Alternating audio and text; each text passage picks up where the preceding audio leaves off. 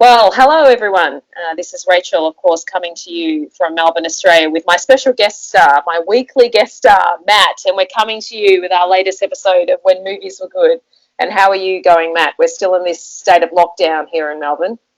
Yes, it is a very interesting time we live in, but it makes sure we focus on the important things in life, like family and movies. Matt, family and movies, definitely. So we've got two good ones for you this week, two interesting ones.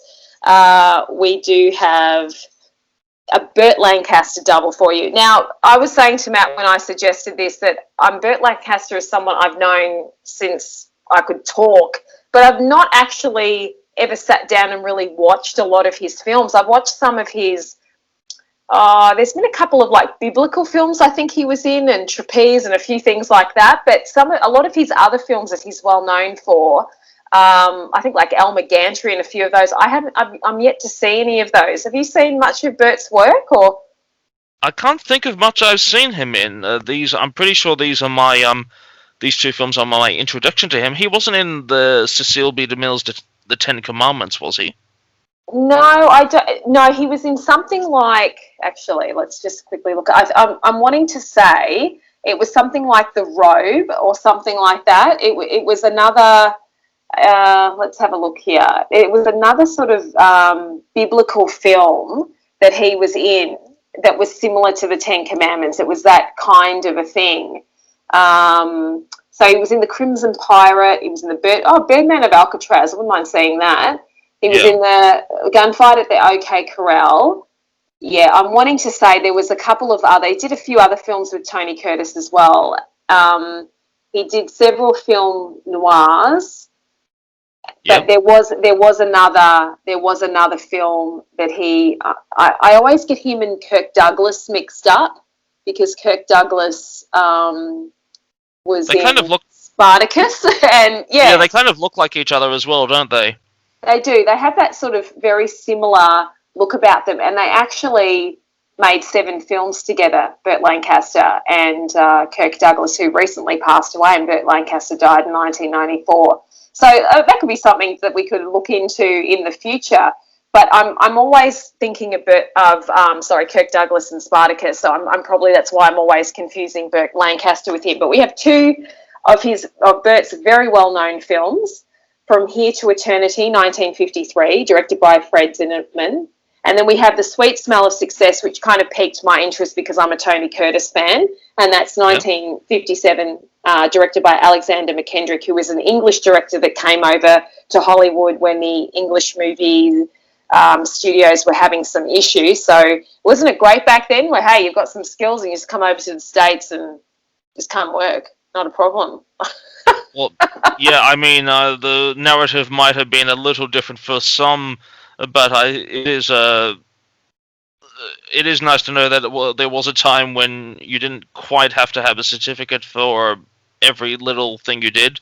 You probably need a certificate for making sandwiches these days. Yeah, well, here in Australia you do, for sure. And, but it was just, you read these tales of these actors. I mean, even somebody like one of my favourite people, Ray Milland, who was originally from Wales and made a few films over in the UK, and was like, I'm just going to move to Hollywood and just go and do it. And you could just, I don't know how they did it back then. I guess the immigration system was a lot more open, and literally if you paid your passage there and you found a job, you could stay. Even now, I think they still have some sort of specialty visa that allows actors to travel there on temporary work visas, because it's probably happens often enough that people need to travel to that region just for short-term work, but it's not like they're going there to pick fruit or something. Yeah, I think what happens is if you're a well-known actor from another country, like I think here, and a lot of American films are shot here in Australia, you get yourself an international agent, you go, if you've got a job booked in Los Angeles already, that's probably a helping hand. But I think that's kind of how they do it. They get an artistic visa off the basis that they have a unique skill that they're bringing with them from being known for things in other theatrical things in other countries. I think I was reading the actor Alan Cumming, he did that. He basically was, hired for a Broadway job or something on the basis that he was just so unique in that particular role. It was somebody like him that I was reading about it, and I thought, oh wow, that's how he did it. And apparently sometimes, especially on Broadway, they like to make a song and dance. Oh, why are you hiring someone from overseas, sort of thing. But if you can kind of prove to them, I think essentially when the original, not to get too far off the topic, but the original version of Phantom of the Opera came, Michael Crawford already had a working visa from when he worked on Hello, Dolly, or he was able to get the working visa again because he'd already worked in the US. But Sarah Brightman actually found it very hard to get the working visa to work on Broadway, and I think it wasn't until Andrew Lloyd Webber said, well, if she doesn't do the role, you're not getting the show, then they gave her the working visa. So there's that kind of thing.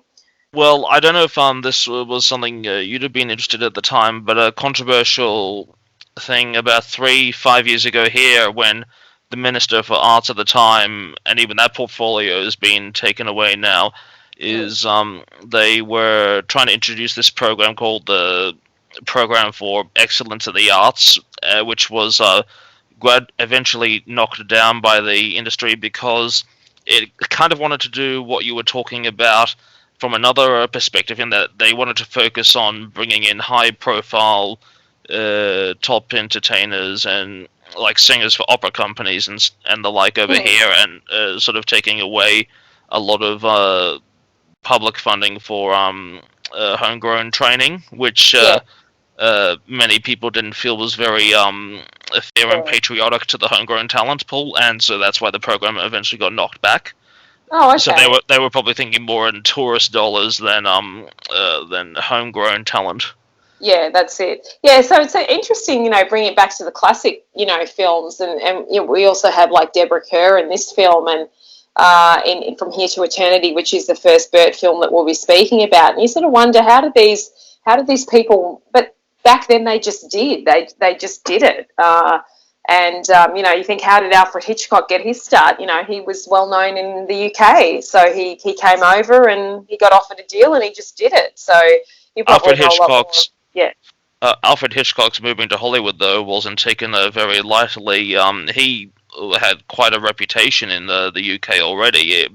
Yes, it was that didn't necessarily mean that he was financially stable. He was still always playing tennis with his income.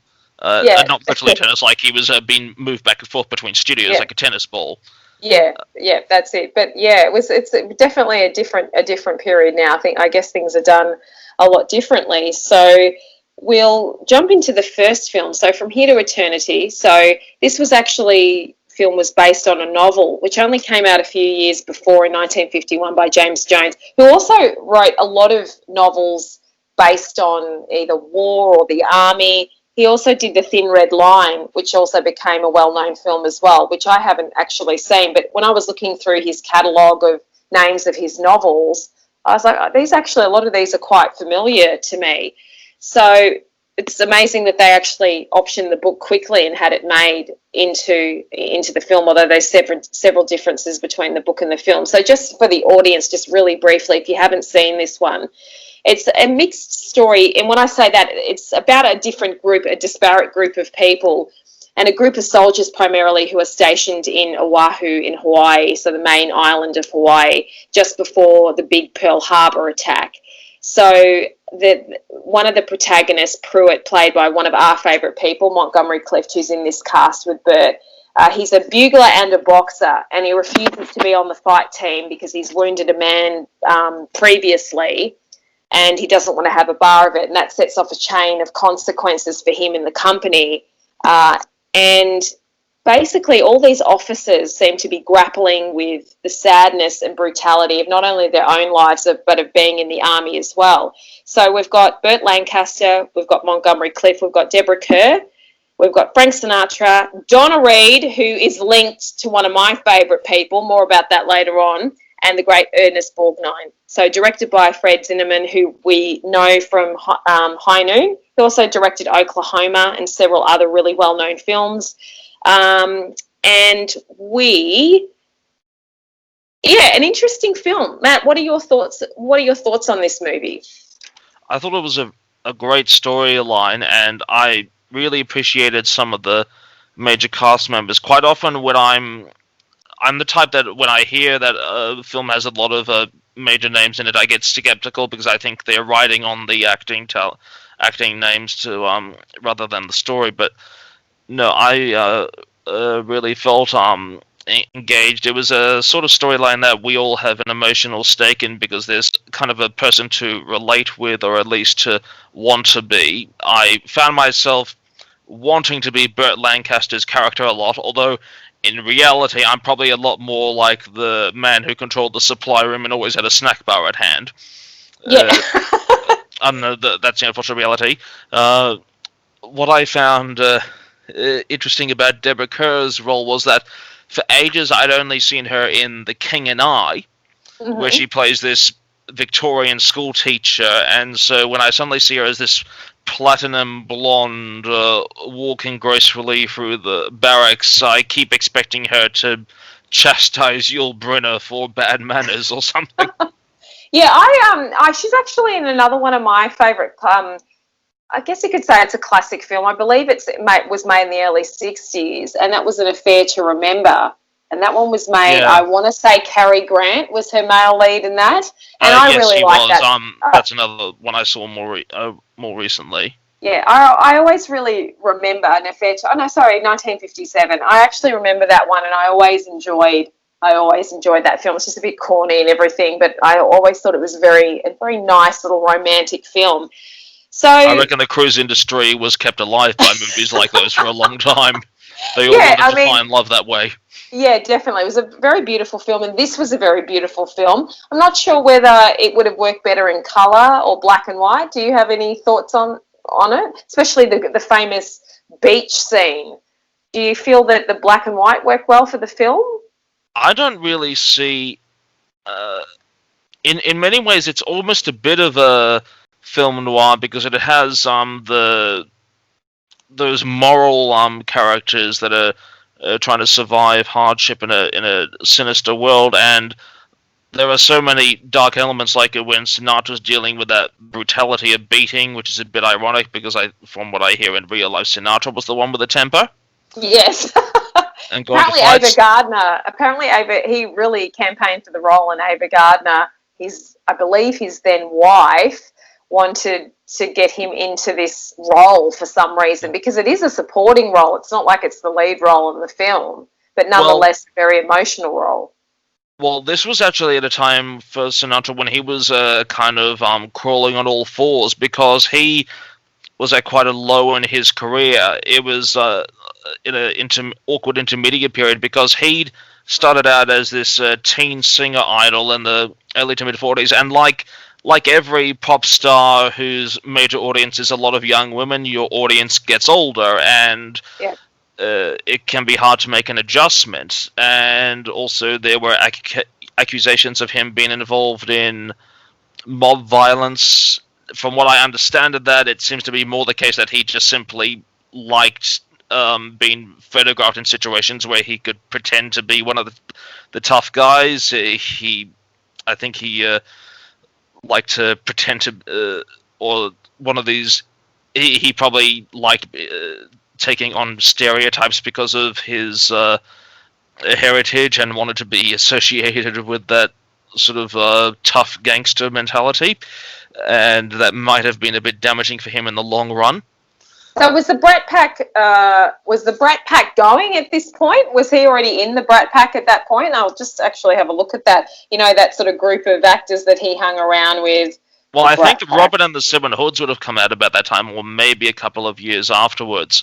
But this was quite a shift in time for Sinatra, because it was one of the first roles that marked a bit of a comeback for him, and he was also at a similar time in Young at Heart, where he also played that lonely crooner by the piano. So he was really reforming himself. It was kind of only in the mid-50s to later 50s that he took on the legendary singer status that we're more familiar with him with.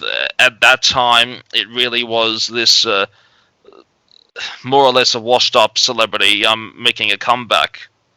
Actually, so for the audience, the Brat Pack was the group of actors that hung around together in the 80s. So I'm getting my eras mixed up. The Rat Pack was the one that Frank Sinatra was involved with. Yes, as So, Lauren Bacall efficiently put it, their job was to drink bourbon all night. yeah. Oh, okay. Yeah. So, they're sort of saying here on the research that it's the early 60s, but I'm sure they all would have known each other in the late 50s. So, this film that was made was just after that. So, if we bring the conversation back to Burt, who is, well, I don't know, I guess he's kind of the joint lead in this film, the joint male lead. He had a very imposing presence from what I've researched about Burt Lancaster. He was very, you knew he was on the set, and that actually plays more into the second film we'll discuss, Sweet Smell Well, of he was a Success. giant. Yeah, he was literally a giant, but apparently he was just very intimidating anyway, just as a person and as an actor on the set. So, yeah, I'm not sure, like, I don't know. I suppose because I'm interested in writing things myself, I'm always thinking about how would I do this story. And for me, I think there was just, I understand that this film is based on a book. And as we know in books, you can just generally, this yourself as a writer, you can Yeah. just explain a lot more in a book. You can have a lot more in a book. You can have different stories going at different times. And sometimes in a film, it can get all a bit busy. And I think maybe the film would have done a bit better if it had concentrated on perhaps one of these relationships and had some of the other members of the cast more as the supporting tragic members. It we just got a. I was actually reading somebody else's blog about this film and what they thought of it, and that's what they were kind of saying too. So it's not that I didn't like it. I just sort of felt I either want to concentrate on Montgomery, or I either want to concentrate on Burt and Deborah, or I either want to concentrate on Frank. And it just seemed it was a bit too, even though they kind of pulled it back nicely together at the end, I just felt like I wasn't getting enough of each one of the couples. Like I didn't see enough of Donna Reed. I didn't see enough of Ernest Borgnine. But then seeing more of them wouldn't have worked in the film the way it was. But you thought it was all right? You didn't have a problem with that, or? Well, I get what you're saying. Like, as hard as it is to believe, that famous beach scene that actually came upon the film where I'd actually forgotten about Burt Lancaster and Deborah Kerr's relationship, and I was like, oh yeah, they're canoodling behind the scenes, Yes. and so it is a surprise that that famous scene I'd actually forgotten about the relationship and the plot that led to it. And yes, you're right. There are quite a number of plot lines, and that's an example of how they can sometimes be a little too far apart. That you need to be reminded that they're together. But I'm very. I feel myself very emotionally tied to all of them, and so it's just done well enough that I can forgive if the plot was a little too stretched out at times.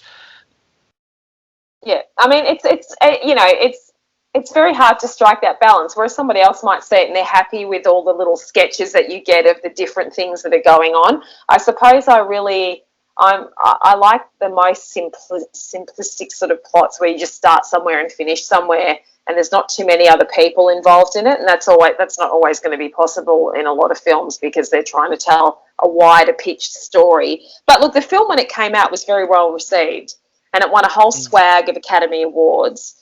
Not surprised. And I mean, for such a sort of, I mean, the film had different elements. It had the romance, it had the real tragedy, but everyone was living. I mean, that final scene on the ship when Donna Reed and Deborah Kerr are leaving, I mean, that's quite tragic. I mean, their lives are really, and then it's in the backdrop of Pearl Harbor and all the decimation that would bring with it. I was surprised to see that Donna Reed had actually won an Academy Award for that. I would have thought, I know Deborah Kerr and all that were nominated as well, but she was actually the one that won the Academy Award for that. And what's my other piece of information, Matt? She was the recast of Miss Ellie in Dallas in the 1980s. So she played Larry Hagman's mother. Because the audience knows I cannot believe how many connections you've made to Dallas over all the episodes. Because the audience knows I have to be able to link it back to Dallas. And so far, I think every episode, in some weird, strange way, I have been able to. But unfortunately, so Barbara Bel Geddes, the other very famous classic film actress in her own right, was the original Miss Ellie. Yeah. And then she actually had a heart condition. They really needed to have Miss Ellie stay in the show. So Donna put her hand up for it. I don't know why. And she did. And she played Miss Ellie very, very differently to Barbara Bel Geddes. And she was on the show for a year. And I didn't mind her in the role. I thought she was okay. I preferred Barbara Bel Geddes, but I didn't have a problem. But apparently somebody wasn't too happy about it and was like sort of in the scenes was kind of like sort of thing. And you can kind of tell. And then eventually he got on the phone and persuaded Barbara Bel. I think, well, he was one of the people that persuaded Barbara Bel Geddes when she was feeling better after her operation to come back into the role, which she did. And I did feel, and I don't think Donna Reed was treated very well. It's not her fault she wasn't Barbara Bel Geddes. I mean, geez, you know.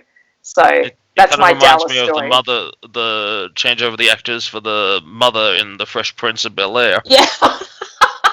Yeah, it was fun. Sometimes it's good to do a recast. Sometimes it's not, especially if the original actor or actress might be able to come back into the role.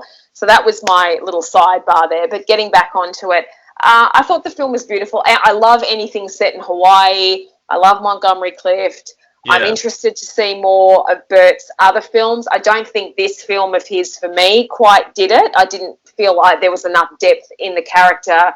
There probably was in the book, just maybe not his character of Warden. I don't think there was enough here in this film for me to see him. I think Ernest Borgnine's awesome. And what are your final thoughts on it? Well, I think it shows a lot of the politics and infighting that you can have in a large group that are stuck in a confined headquarters. And we may think of something like the army or the armed forces as a very one-dimensional element with a specific task in mind, but in between wars it can implode on itself. And I think this shows some of the reality of what it can be like for people to work together. And as far as Burt Lancaster's role, fine. I understand it if it may not have fleshed out his role enough. But if I had gone down the path of being the armed forces, he's the sort of soldier I'd have wanted to be. Yeah, definitely. Yeah, I mean, it was good to see it. It was good to see that scene, and it was finally, because the film is mentioned a lot by other people, and it's just even the title of it is so epic. I think it's originally from a Rudyard Kipling play, poem. So it's just it seems appropriate. It seems appropriate that someone like Kipling would bring that story about. Yeah. I think a lot of people that would probably go into that movie with a sort of stereotypical affair to remember type romance in mind, just because of the beach scene. But yes. it kind of it sort of almost matches more the taste of somebody who'd like something like 12 Angry Men. Yeah. No, I mean, yeah, because it definitely had its dark moments, and with Montgomery Clift, it's always got to have that brooding sort of element to it. So we'll go over into our second film, Sweet Smell of Success, 1957. So this film was directed, as we were talking about, the English director that came over and worked, Alexander McKendrick, written by Ernest Lehman and Clifford Odets. So Clifford Odets came in to do the rewrites on it, because Ernest Lehman couldn't finish it. It was either due to illness or another factor. I didn't realise that Ernest Lehman's actually written some great films that I've seen, North by Northwest and Family Plot. Those are two that you would love. And he wrote The Sound of Music as well. Was he one of the guys that got in trouble with the blacklist? I can't remember. Yeah, I'm wanting to say he did, and that's why the other guy came in. But the other guy, Clifford Odets, was very slow. Apparently, he was supposed to finish off the script or polish it in a couple of weeks, and 4 months later, they were still trying to get the script off him. And then apparently Alexander McKendrick was very fastidious about everything. And then with Burt Lancaster involved in the production side of it too, it all got a bit hard, I think. So I think at the time, everybody who worked on this film, from what I understand, wasn't overly happy with it. And one of the elements is, so we've got obviously Burt Lancaster in this film playing Hunsaker. We've got Tony Curtis playing Falco. We've got Sarah Harrison, who only recently passed away. She was playing the sister Susan. She was primarily a TV actress and then kind of went off and had a family and retired. So this was kind of you sort of get that feel about her in the way she acts to the screen. Yeah, she was primarily like episodic TV from the 50s and 60s. I believe she sort of worked up to that point and then just sort of, I want to do the family thing and just sort of retired, which a lot of young actresses did. They had a couple of really big, well-known roles and then no more. And then we had Martin Yeah. Milner, who played Steve Dallas, who was the boyfriend that they wanted to get rid of. We will just quickly recap the plot quickly as well. But he went on to TV and he was in several well-known things. Route 66, which I've heard of, I haven't seen it, and Adam 12, which I've seen a few episodes of. So those were episodic TV. Route 66, actually, for those out there who are interested in really good episodic TV, was basically about a group of brothers going on Route 66 all over the country, and apparently Martin Milner, got to travel all over the country shooting that TV show. So might see if there's it's more of an anthology sort of drama, I think, sort of an episodic one, but that might actually be interesting to see. I'd only ever heard about that show and I'd never actually seen it, and Adam 12 is sort of like a more police detective drama. But we'll quickly recap for the audience and then I'll get Matt to come in on this one.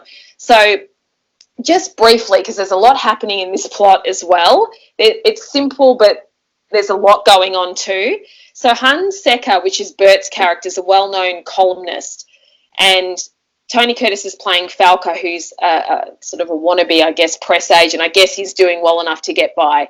And basically, over the course of a night in the hustle and bustle of New York City, they play a game of power and survival, which was outlined in the basic plot. So basically, Hunsaker wants to use his connections, including Falco, to ruin his sister's relationship with an up-and-coming musician who's played by Martin Milner.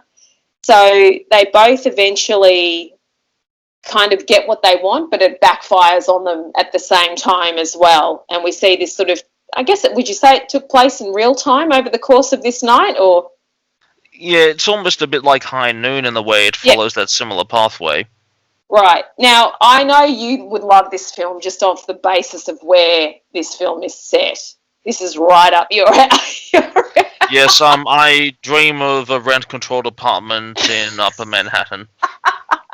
Yeah, when I saw it, I mean, that's the aspect... Make that middle Upper Manhattan. I prefer to not go beyond 128th Street. Oh, okay. I kind of see myself more on Long Island if I was going to be living in that area of America. You suburbanite. I see myself a bit more at Valley Stream or something on Long Island, but that's not a far commute to get back into Manhattan. So this is I don't know, this is one of these films where I sat there and I thought, right, if I was writing this film, I would have made it just a lot more simpler. I think there were a lot of characters coming in and out of the story, and I wouldn't say I got confused. So I'm like, hang on, who's that person again? And this guy's connected with this guy this way. But what I did like is this very odd relationship that Burt Lancaster's character had with his sister, this obsessional sort of relationship. He's going to go on a cruise with her and all this sort of stuff. So so you loved where the film was set, but what did you actually think about the film? Well, you're right, the plot is extremely complicated, but it's a bit in the vein of ones like the Maltese Falcon and The Big Sleep, where you forgive the complicated plot just because you love all the brilliant, witty dialogue, and unlike a film noir, a more conventional film noir that has more of the detective shoot-ups, this sort of backstabbing plot has plenty of extra wit to spare. Yes. Yeah, I mean, I understand. I just thought there were just too many elements in it. So I loved where it was set. I loved the way Burt Lancaster looked at it. Apparently those glasses were his glasses. He actually used some of his own and apparently they rubbed Vaseline on it or something to make his eyes go out of focus a bit. Yeah, I was reading that. I think that's a technique that probably wouldn't work so well these days, just because you have the high definition cameras and you can just, I can see a drink these days and I know what blend of tea they're using. It probably wouldn't work so well these days. Yes, but I think black and white definitely suited this film. Whereas I think From Here to Eternity could have lent itself to being in colour, but this film, just with the beach and where that was set, but this film I loved it in black and white. I don't know. I kept thinking if I was doing this, but of course you can't keep saying that. It's based on a novella, I believe. So they've got to, maybe also because there was somebody coming in helping with rewrites, maybe it got a bit out of control that way.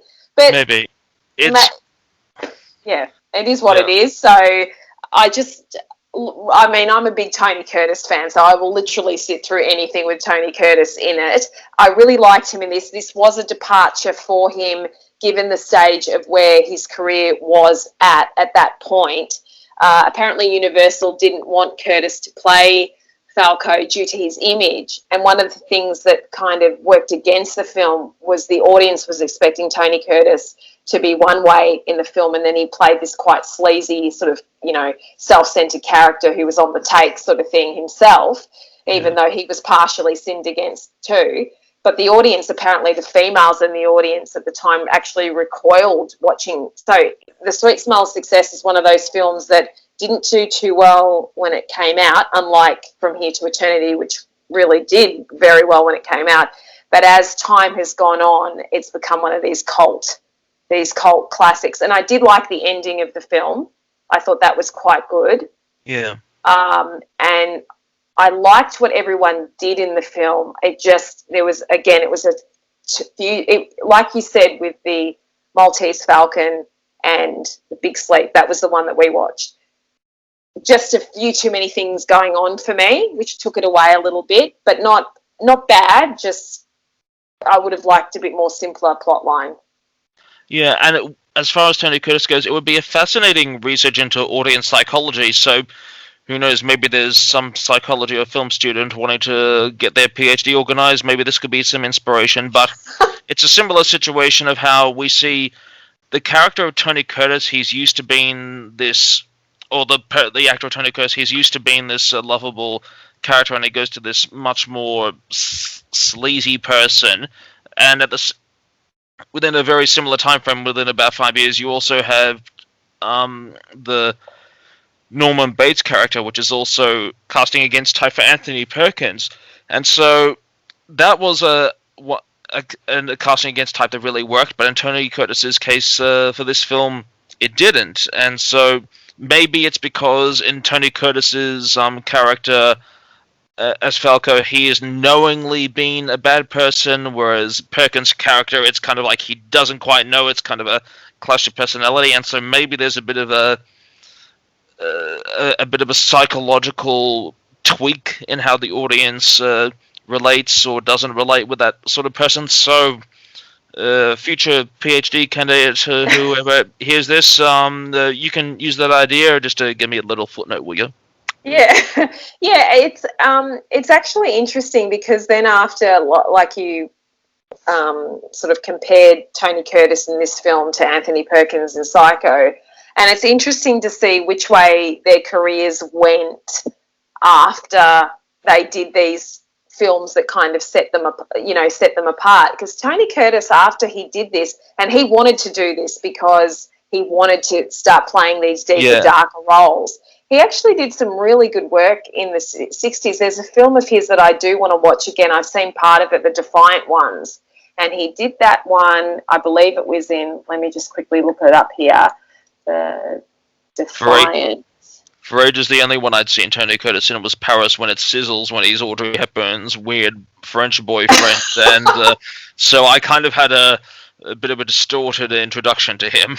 Yeah, and also once he gets, actually you can make this case for both him and Tony Perkins, but once they kind of get into the late 60s and the 70s and the 80s, the careers really start getting out there. Lots of B-grade films. I guess they kept working right until the end, but lots of actually my sister put me onto a Tony Curtis film. She goes, you need to watch it. It's called The Manitou, about this woman that's got this thing growing outside of her body. And I just saw I just saw the trailer to it and I was like, wow, okay. Actually, he did The Defiant Ones with Sidney Poitier one year later, and that was a huge role for him. So that was the film where two escaped prisoners, one white and one black, so that's a bit avant-garde for that time, who are shackled together and who must cooperate in order to survive. That could be one that we might do somewhere down the track. But that was a great film for him and for Sidney Poitier as well. So it is interesting, but I mean, the music in the film, like the great Elmer Bernstein did the film. You know, he did the Ten Commandments, To Kill a Mockingbird. Robert Vaughn was originally touted to play the Martin Milner character, but he was drafted into the army, so he wasn't able to do it. So he might have been, and I like Robert Vaughn. I've got a lot of time for him. And then, of course, one of your favourites, the great Orson Welles, was considered originally for Burt Lancaster's role, and I think he would have been great too. Yeah, and I could much more imagine Orson Welles as somebody, the type of person who'd only have his younger sister as a family relation left in his life. Yeah, that's true. So once again, I've got mixed feelings about Sweet Smell of Success. I loved, like with From Here to Eternity, I love parts of it. But for me, I really like to get involved with one character, and that's maybe a bit of a block that I have with certain films. If there's too much going on, I'm like, no. But if I'm really kind of concentrating on one person's journey, even if it flips onto somebody else and they keep going for the rest of the film, I'm much more into that sort of thing. So again, it's just a personal preference. Anything you want to say to wrap these ones up, Matt? Well, still with Sweet Smell of Success, perhaps I'm a little too poetic in my thinking at times, but this glitzy show New York with the corrupt journalism and almost a Capitol Hill type activity. Yes. It almost, with that bright jazz music, it almost seems to be a kind of a precursor showing the House of Cards before the toppling that we see, the more underbelly type New York 20 years later in films like Taxi Driver. It just seemed to, it helps that it's the same location, but it seemed to be almost before to the after picture for me. Yeah, there's definitely, and with what's going on in the world now with the state of journalism, there's definitely a relevance for the film in today's, and everyone that sort of was reviewing it online and stuff had a lot of time for the film. So again, that type of, if you like that dark sort of, noir, and the guys in the trench coats and the jazz music in New York City, you'll love it. If you like a big, more sweeping, with romance, with heartache, with, the good guys and bad guys, From Here to Eternity would be a good one. So definitely, see what you think about it and check it out to our audience. So it goes to show that, it just goes to show that there's never been a golden age of pure journalism. I mean, these days journalists can't make a living. Back then, a lot of journalists couldn't be honest. Yeah, that's true. So two really interesting and very different films, and Burt Lancaster played very different roles in each, and I thought he did a good job. I'm looking forward to seeing some of his more epic sort of dramas. There's one I do want to see of his, which is, I want to say Alma Gantry, which was where he plays that preacher, and Shirley Jones won an Academy. That was 1960. So that film was actually up against Psycho in some of the Academy Awards categories. So about a con man and a female evangelist selling religion to small town America. That would actually be, it's a little bit outside of our scope of when we talk about films, but we might even just put some information on it on our social media. So Matt, we are doing an Ingrid Bergman double next time. We are doing the 1942. Oh my gosh, this is it. Am I going to start singing the song? Not yet. I might have to sing it. I might have to sing it next week. You don't have a choice. It'll happen. Well, Casablanca. We're going to do Casablanca, and look, I'm sure there's other people who've done massive big reviews of it and gone into this. We're going to give our thoughts and our discussion on it in our unique perspective, but we're going to share it with another one of Ingrid Bergman's films, which is one I've wanted to see for a while. Matt's got his reason why he wants to see it. But gaslight, which is a term that a lot of people use now, and it is apparently originally from this film and play and this storyline where the husband tries to do a few, bad things to the wife and gaslight the wife, and that's something that the first ones, and that one was directed by George Cukor, who I'm a fan of. So are you looking forward to those two? Yeah, Very excited. I mean, honestly, it's the chance to talk about Casablanca that I think would pull many people into a classic movie podcast like we have. It's Yeah. a great story. I've watched it many times, and I hardly need an excuse to watch it again.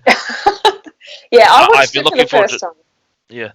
I've been looking forward to Gaslight for a long time to see that as well because it actually has a young Angela Lansbury in it. Not a big part, but it is of interest to somebody who, like many born after about 1960, mainly knew Angela Lansbury as a Murder She Wrote person. Murder She Wrote. Well, that's what I remember her from. But I did know that she did have quite a long career before that. But it's just great. I love how some of these classic film actors had careers going in the 1980s as well, which I Well, absolutely love. technically, she's actually still working. I think Yeah.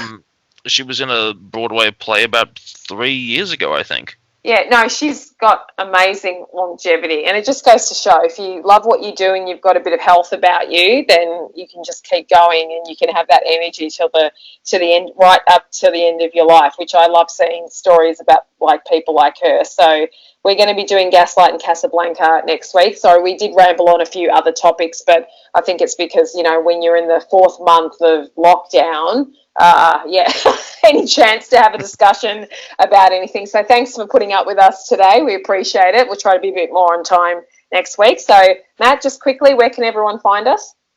As always, you can see us on Instagram at When Movies Were Good. We also have our YouTube channel. Obviously, that's what you're listening on right now, I assume. So you can always tap subscribe at the bell notification, and you'll hear about our new content. And we have Twitter as well. Yeah, and we have our Facebook page too. So we're starting to get a few more things happening on each of those pages. So stick with us while we're just trying to get things built up a bit more. But as always, I'm Rachel. I'm Matthew. And we're watching good movies. And we'll see you on the next one. Thanks, guys, and take care.